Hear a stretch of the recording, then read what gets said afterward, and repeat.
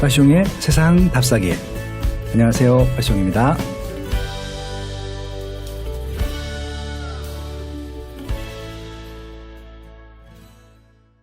유럽은 이제 노르웨이 이런 데 워낙 복지라든지 사람들의 삶을 좀 중요시 여기니까 그렇다 치는데 전 세계에서 가장 자동차 강국이라고 하는 미국 있잖아요. 미국은 어때요? 그러니까 미국은 지금부터는 조금 더 이렇게 히스토릭하게 좀 설명을 좀 드릴게요. 네네. 그러니까 처음에 전기차가 가장 멋진 전기차라고 할 수 있는 게 나온 게 1990년대에 GM이 EV1이라는 전기차를 내놨어요. EV1이라는 전기차를 내놨던 거에 역사로 돌아가 보면은 캘리포니아, 우리가 학교 다닐 때 LA 스모그라는 얘기 좀 들어보지 않으셨어요? 그렇죠. 런던 스모그, LA 스모그. LA 지역이 이제 공기가 잘 순환이 안 되다 보니까 뭔가 이렇게 환경 오염물질이 밖으로 잘 퍼져나가지 않는 지형 구조를 가지고 있어요. 그러다 보니까 그 레이건 대통령이 도지사 시절에 레이건 대통령이 도지사 시절에 야, 이거 안 된다. 이러면 안 된다 그래가지고 대기자원 환경위원회라는 걸 만들어서 이제 그 법을 환경 규제를 강화하기 시작한 거예요. 그러다가 그때쯤에 나왔던 그 정책 중에 하나가 제로 에미션 비클 정책이라는 게 무오염 자동차를 의무적으로 판매하는 제도가 도입을 예고했습니다. 그럼 무오염 자동차를 전체 판매량의 한 2% 정도만 해라. 그러니까 많이 팔라고도 안 할 테니까 딱 전체 100대 팔면 한 2대 정도만 무오염 자동차를 팔아라. 무오염 자동차. 그럼 전기차밖에 없죠. 그러네요. 그 당시에는 수소전기차도 거의 안 되고 있었으니까. LPG 차는 안 됩니다. 제로 에미션. 그건 제로도 아니에요? 그러니까 LPG도 가스니까. 어쨌든 그 탄소가 배출되면 안 되는 겁니다. 맞아요. 근데 중요한 거는 2%냐 1%냐 0.1%냐가 중요한 게 아니고 무오염 자동차가 있어야 되는 거예요. 있긴 했나요? 없었죠. 없었잖아요. 그래요. 없었으니까 일단 만들기는 해야 되는 거예요. 그래가지고 그때 전 세계 자동차 회사가 배터리 전기차를 만들기 위해서 모두 다 뛰어들었어요. 현대차 같은 경우에는 92년도에 소나타 전기차를 만들었었거든요. 92년도에 이미 만들었었어요? 왜냐하면 96년, 97년이 되면은 제로 에미션 정책이 시작이 되기 때문에 한 대든 두 대든 일단 팔 수 있는 차를 만들어야 되는 상황이 된 거예요. 그래서 미국에서 상징적인 제너럴 모터스가 EV1이라는 전기차를 출시를 했던 거죠. 그리고서 이거를 멜 깁슨이라든지 톰 행크스라든지 이런 사람들이 막 타면서 야, 이 차 생각보다 좋은데? 라고 얘기하면서 굉장히 많은 팬들을 확보를 하게 됐습니다. 그리고 전기차를 타보신 분들은 타보셨나요? 전기차는 안 타봤어요. 하이브리드는 타봤죠. 하이브리드도 출발할 때는 전기로 가잖아요. 그렇죠. 그럼 차가 조용합니다. 그러니까 제가 프리우스는 많이 타봤거든요. 그건 그 전기차 맞죠? 저 하이브리드인데 그러면 출발할 때 뭐 일단 엔진 소음이 없습니다. 그러니까 옆에 차 사람이 지나가도 차가 지나가는지 몰라요. 소리가 하나도 안 들려가지고. 맞아요. 그게 엔진 소음이 안 나는 이유는 엔진이 없기 때문이죠. 그러네요. 그건 너무 당연한 거고. 그리고 초반 토크라고 얘기하는데 초반에 가속력이 되게 좋아요. 밟으면 쭉 나갑니다. 그러니까 가솔린 엔진 같은 경우는 붕 이렇게 간다 그러면은 좀 달구는 게 있죠. 근데 전기차는 붕 이렇게 갑니다. 그러니까 자기가 밟으면 밟는 대로 나가요. 초반에는. 그러니까 사람들이 너무 좋은 거예요. 그런데 공청회를 했어요. 이제 우리 제로 에미션 정책을 도입하자. 전기차도 있다라고 해서 도입을 했는데 그때 갑자기 제도가 바뀌어요. 야, 무오염 자동차 하지 마라. 왜요? 갑자기? 그걸 가지고 음모론이 되게 많았어요. 그러니까 이게 석유 내연기관 이쪽 권력을 가진 그런 기업체들이 압력을 넣었다? 그런 건가요? 그런 류의 얘기인데 심지어 영화로도 나왔습니다. 이제 누가 전기차를 죽였는가? 그런 영화가 있었나요? 영화가 나와서 다큐멘터리 영화인데 그 영화에서 오일 메이저 정유사들이 기름을 팔아먹기 위해서 전기차를 죽였다. 그리고 또 하나는 자동차 회사들이 내연기관 자동차를 팔기 위해서 전기차를 죽였다. 그리고 규제 당국이 로비를 받아갖고 죽였다. 그러네요. 뭐 이런 식으로 충분히 의심이 갈 만한 얘기고 거기에 대한 인터뷰들도 상당히 많이 해서 꽤 괜찮은 다큐멘터리 영화로 나왔어요. 근데 전문가들이 그때 얘기했을 때는 EV1이 결국 망할 수밖에 없었던 이유는 EV1이 나중에 어떻게 되냐면은 리스 형식으로 다 나갔거든요. 리스 형식으로 나가게 되면 소유권이 자동차 회사에 있잖아요. 그러면 그 자동차를 다 수거해서 다 짜부를 시켜가지고 완전히 그 막 프레셔로 다 눌러가지고 네모나게 다 만들어가지고 저기 사막 어딘가에서 다 갈아버렸습니다. 왜요? 그래갖고 이제 그걸 가지고 이거 너무 잔인하게 죽인 거 아니냐 그래서 전기차를 너무 사랑하던 사람들이 거길 감시도 하고 막 그랬어요. 이 차 어디다 부시나 어디다 숨기나 감시도 하고 그랬는데 그 차를 다 강제로 어디다 빼돌려가지고 애리조나에 있는 사막에서 다 갈아서 없애버린 거예요. 왜 그렇게 하죠? 그러니까 이제 이게 폐차하면 그냥 대충 해서 고쳐 뜯어갖고 재활용하고 그런 것들이잖아요. 근데 너무 음모론만 되게 좋죠. 그러니까 뭐 흔적을 남기기 싫었다는 거잖아요. 누가 그렇잖아요. 보거나 예. 그런 거잖아요. 그래가지고 이제 그런 영화가 나왔을 때 사람들은 굉장히 이걸 공감을 하게 됐던 건데 갑자기 스릴러가 돼. 예. 그리고서 나중에 이제 그 전문가들이 내놓은 결론 중에 하나는 그 당시에 배터리 전기차는 사람이 쓸 수 있는 수준의 차가 아니었다라는 게 전문가들의 결론이었어요. 이게 어떤 의미인가요? 그러니까 지금은 이제 리튬이온 배터리가 나와가지고 굉장히 뭐 그냥 그나마 좀 쓸만한 이것도 좀 논란이 있긴 하지만 어쨌든 쓸만한 전기차가 나왔는데 그 당시에 니켈 카드뮴 전기 배터리라든지 이런 거는 예전에 배터리 쓰다 보면은 막 배터리가 급격하게 줄거나 그렇죠. 아니면 배터리가 완전히 방전이 되고 나면은 충전이 안 되거나 아니면 충전을 가득 채워놓고서 더 충전하면 망가지거나 이런 식의 배터리들밖에 없었던 시대예요. 그러다 보니까 이거를 괜히 사람들한테 다 보급을 해갖고 시범으로 리스를 해봤는데 이거를 가만히 냅뒀다가는 나중에 큰 사고가 날 수 있을 거라는 생각이 들었던 거예요. 예, 무슨 얘기인지 알겠습니다. 그러니까 이 차를 가만히 둬서 뭐 해체를 시키거나 그럴 수 있는 수준이 아니고 모든 차를 수거해서 완전히 폐기 처분을 하지 않으면 나중에 오염 사고라든지 아니면 화재 사고라든지 이런 거에 위험이 있다라고 GM이 판단을 한 거예요. 그걸 가지고 규제 당국을 설득한 겁니다. 우리는 지금 무오염 자동차를 팔 수 없다. 무오염 자동차를 팔게 되면은 시민들이 굉장히 큰 피해를 입을 수 있다라는 것이 설득이 먹힌 거죠. 아직까지는 기술적인 한계가 있다는 것들이죠. 기술적으로 무오염 자동차를 하는 것이 불가능하다라는 거를 역설적으로 입증을 하게 된 거예요. 재밌습니다. 그리고서 이제 그게 96년도에 있었던 일인데 그리고 나왔던 차가 97년에 도요타의 프리우스입니다. 무오염 자동차는 아직 불가능하기 때문에 저오염 자동차를 늘리는 방향으로 하자. 그러니까 저오염 자동차의 꽃이라고 할 수 있는 하이브리드 엔진. 이때 도요타의 프리우스가 짠 하고 나타나게 된 겁니다. 그게 97년도구나. 꽤 오래됐네요. 그리고 나서 그 시점을 넘어가면서 대통령이 된 사람이 미국의 부시 대통령이에요. 뭔가 오일 메이저하고 친할 것 같은 대통령. 텍사스의 어마어마한 유전들. 그러니까 그때 이제 부시 대통령이 프리덤카 프로젝트라 그래가지고 수전기차에 대한 굉장히 대대적인 지원을 했습니다. 그래요? 그러니까 배터리 전기차가 안 된다는 걸 확인했기 때문에 그 대안으로서 수전기차를 화끈하게 지원을 했는데 그때 부시 대통령이 굉장히 멋진 말을 해요. 그러니까 수소 전기 기술이 굉장히 어렵다 그랬잖아요.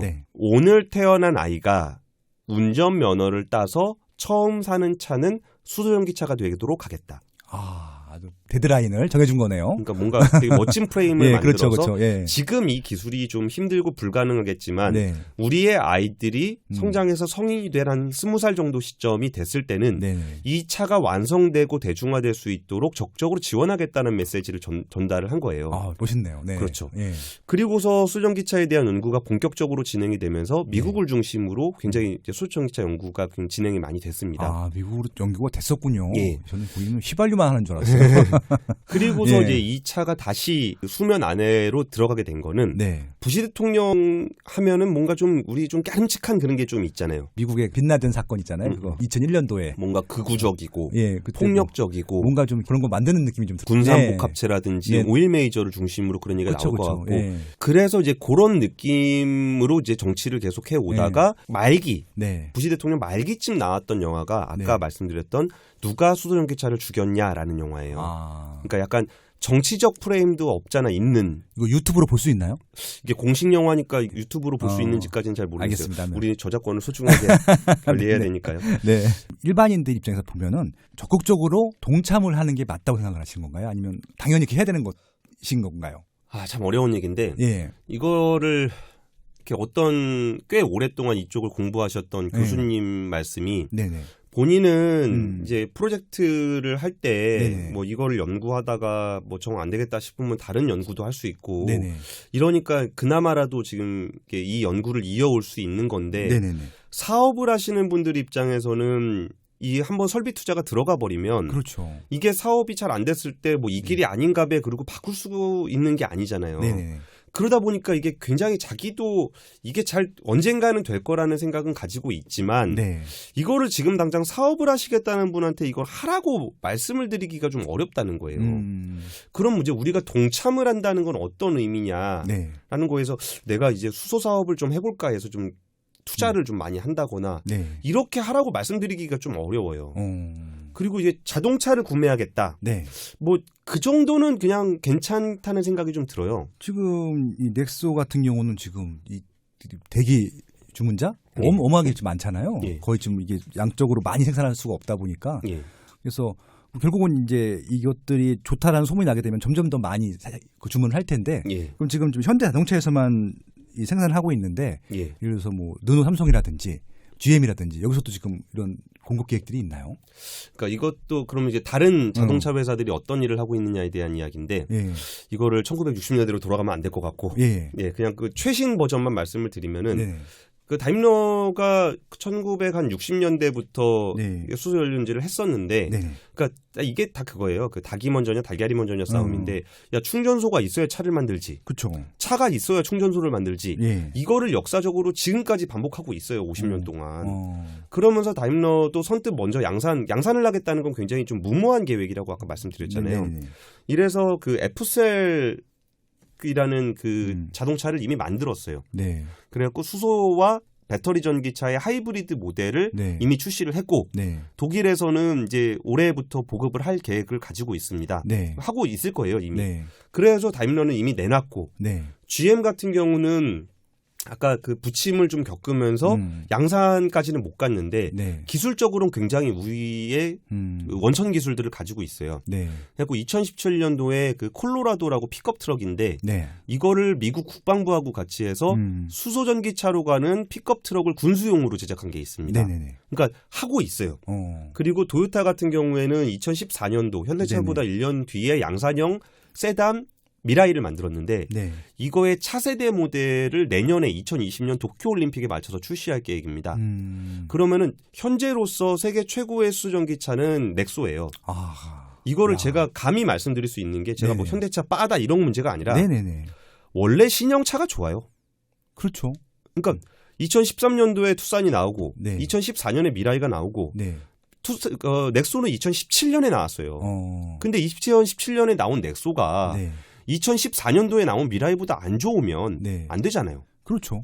그러니까 이게 신차라서 지금 넥소가 제일 좋은 거고 네. 그럼 내년에 미라이의 신형 차세대 모델이 나올 경우에 네. 당연히 저는 넥소보다 더 좋은 차가 나올 거라고 봐요. 네. 그러면 그때는 또 다른 그 판이 벌어질 거고 네. 그리고 올해 상하이 모터쇼에서 네. 중국에 있는 자동차 회사가 수전기차 모델을 네. 이렇게 선보였습니다. 네. 중국은 좀 어떤 스타일이냐면은 네. 중국도 하다 말다 막 이런 게 좀 있긴 했었는데 네. 전기차를 좀 꽤 많이 한 나라가 중국이에요. 중국이 제일 많이 쓰지 않나요? 제일 많이 쓰죠. 저기 그 누구야 그 월런 버핏도 전기차 회사에다 투자하고 그랬잖아요. 예. 맞아요. 예. 그래서 정부 차원에서 그 전기차를 해보니 네. 대형 부분에서 버스나 트럭 부분은 아직까지는 배터리가 따라가기가 좀 어려운 것 같다. 차라리 수소가 좀 나은 것 같다 해서 방향을 네. 그쪽으로 잡았고 네. 이쪽 먼저 보급을 하자. 네. 쪽으로 잡았고 네. 그리고서 이제 트럭이나 버스를 통해서 이게 단가가 많이 내려가면 네. 세단까지도 갈 수도 있다라는 계획을 잡고 나서 그럼 여기서 우리나라는 야, 닭이 먼저냐 달걀이 먼저냐 충전소를 먼저 설치를 하면 충전소가 적자를 보고 네. 자동차가 먼저 가면 자동차가 적자를 보니 네. 서로 이게 시장에서는 이른바 시장 실패가 발생을 하는 건데 그러네요. 우리 또 중국 정부 스타일 있잖아요. 다 하면 되잖아. 네. 다. 네. 누가 먼저예요? 아 그냥 다 하면 되잖아. 네. 야 수소 생산 설비도 만들고 네. 충전소도 만들고 네. 차도 만들고 하면 되잖아. 네. 그리고 뭐 아직 기술이 부족한데요. 하면 되잖아. 네. 라고 해서 거의 모든 수소의 그 서플라이 체인 생산부터 유통, 저장, 자동차라는 어플리케이션까지 동시에 진행이 되고 있고 정확히 이제 숫자가 조금 헷갈리는데 2030년 제가 알기로 100만 대 보급 목표로 가지고 있는 걸로 알고 있어요. 중국도 굉장히 급속하게 성장을 하겠네요. 그리고 중국은 정부에 대한 신뢰도가 높기 때문에 국민들의 신뢰도가 요새 배터리 전기차 쪽 지원을 좀 줄이고 있거든요. 이제 좀 단기간 내에 5년 안에 없앨 거예요. 그리고 수소 쪽에는 수전기차 쪽은 보조금을 계속 유지를 하고 있거든요. 그랬더니 사람들이 그러면 정말 보조금을 따먹기 위해서라도 그쪽으로 막 옮겨가는 거예요. 그러면 이렇게 어마어마하게 많은 수전기차 업체들이 막 생겨나고 있는 거예요. 부품이 됐던 네네네. 기술이 됐건. 그래서 걔네들이 한국에 있는 우리는 잘 모르지만 20년 동안 10년 동안 수전기차를 연구했던 그 부품 업체들한테 러브콜을 계속 보내는 거예요. 야, 그거 투자, 그러니까 주식 투자하시는 분들한테는 굉장히 큰 또 이슈가 되겠네요. 그러니까 물론 이게 단기적으로 아까 말씀드렸던 것처럼 당장 돈을 엄청나게 벌 수 있는 그런 사업이 아닙니다. 이게 그렇죠. 장기적인 거니까. 근데 어쨌든 지금까지는 뭔가 길이 전혀 안 보이고 있는 산업이었다고 한다면은 미국에서도 하고 유럽에서도 하고 뭐 일본에서도 하고 이러면서 이 수소라는 것에 그러니까 수소 산업이라는 것에 대한 물밑 보다는 좀 더 위 수면 근처까지는 다 올라와 있기 때문에 이 산업이 단순히 우리나라 혼자 하다가 멈출 만한 그런 산업은 아니게 될 전망이에요. 대한민국 대표 팟캐스트 플랫폼 팟빵에서 가장 자신 있게 추천하는 특강 대한민국 부동산 투자의 정석을 소개합니다. 대한민국 최고의 부동산 전문가 파숑 김학렬 소장의 명품 강의입니다. 대한민국 부동산 투자의 정석을 들으면 무엇을 할 수 있을까요? 부동산 시장을 제대로 이해할 수 있게 됩니다. 어떤 지역, 어떤 상품의 수요가 많은지 알 수 있게 됩니다. 적정 가격이 어느 정도인지 알 수 있게 됩니다. 궁극적으로 어떤 부동산을 사야 할지에 대한 확실한 의사결정 인사이트가 생길 것입니다. 총 5강 강의 중 1강은 무료 맛보기 강의입니다. 1강을 먼저 들어보시고 결제하시면 됩니다. 딱 책 한 권 가격으로 명품 부동산 특강을 여러 번 반복해 들을 수 있습니다. 파숑의 대한민국 부동산 투자의 정석, 여러분의 부동산 지식을 2단계 올려드릴 참 좋은 강의입니다.